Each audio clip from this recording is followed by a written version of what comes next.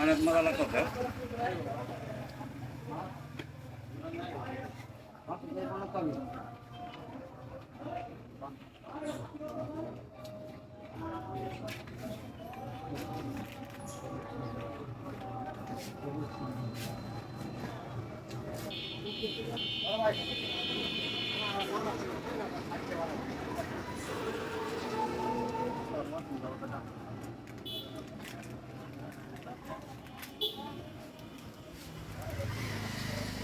কি বুঝলেন ভাই?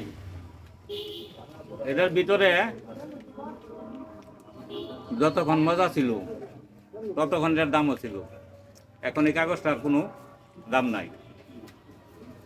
সুতরাং আপনার ভিতরে যদি গুণ থাকে